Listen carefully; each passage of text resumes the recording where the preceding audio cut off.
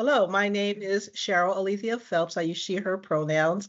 I'm the Chief Communications Officer for the ACLU of San Diego and Imperial Counties. I'm here today to share an excerpt of a video conversation that I had with a freelance artist illustrator that our affiliate has worked with for the past 6 years, the award-winning Tony Washington.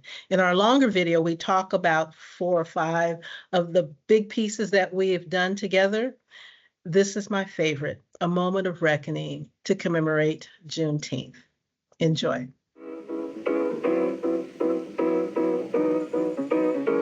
My background has always been, I've focused on entertainment and drawing people in spandex and big wars for 22 pages per book, and I'm like, I need to be able to step outside of that and do something that really could zero in on, and that actually can truly make a difference. Wanted to do something new.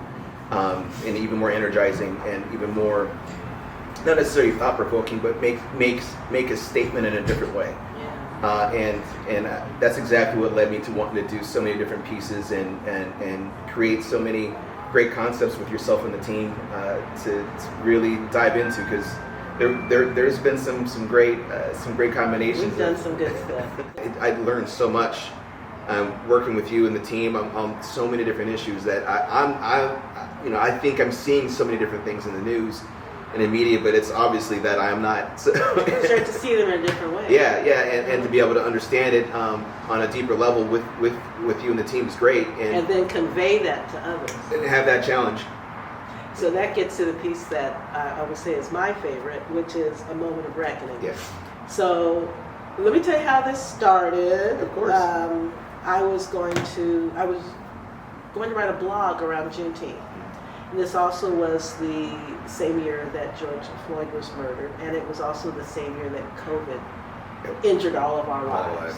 So sometime in June, I started working on this blog, and I recognized that the things that I wanted to talk about were complex, but also so heavy. And I wanted to partner with you to have some graphic that would connect to all of the things that I felt I wanted to say. And I will say that I did not meet my own Juneteenth. I mean, I had the department. I couldn't meet my own deadline because it was too hard. It was too painful. It truly was. And coming up with all of the things that I wanted to share with our audiences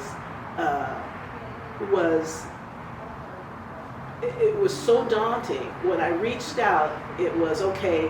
I want to tell this story, and I want to tell these segments of the story. But what ended up happening, Tony, is the art helped me write. Yeah. And working with you on the art and pulling things out of the news and saying, okay, put this. I remember saying, okay, put this in. Okay, we got to say this. And the very first piece was "Silence is Violence." That was the very first image that we started with, and it was a woman from Amsterdam holding this sign. And you, with the magic of illustration, put an ACLU T-shirt on this person, and throughout the piece, you can see a lot of ways in which you stitched these individual narratives together to this really powerful piece that spans from emancipation to, at that point, present day, which was the entire country was in protest. And what people don't know is that as we were building this piece, I was also doing the writing, and so the chapters are posters. Right. So Right. Talk a little bit more about the development there. Sure. And then I'll close by telling you why it's my favorite. Okay. I agree with you. It was probably the hardest one to do. Definitely having George Floyd, or the officer who murdered him, in that piece was hard to do. I didn't even put my signature near anything in that area.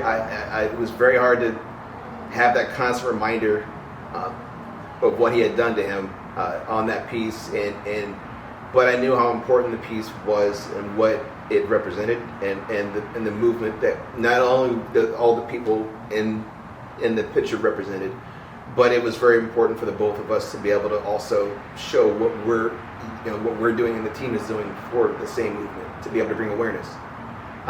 So it was challenging. There's no question about that, and there was a lot of raw emotion to do that piece, but it was important in every level to be able to make sure that piece was done the right way. I completely understood it went past your deadline. No, that was me though. No, but I know. But I'm saying I understood it went past your deadline because the time needed to go into it. Yeah, we needed to put the time. My team started calling it my manifesto.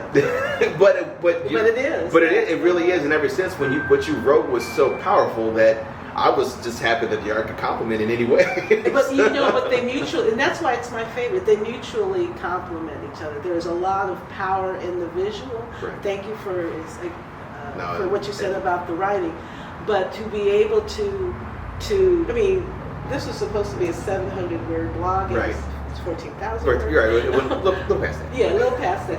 But to be able to have a piece that can stand alone. Right.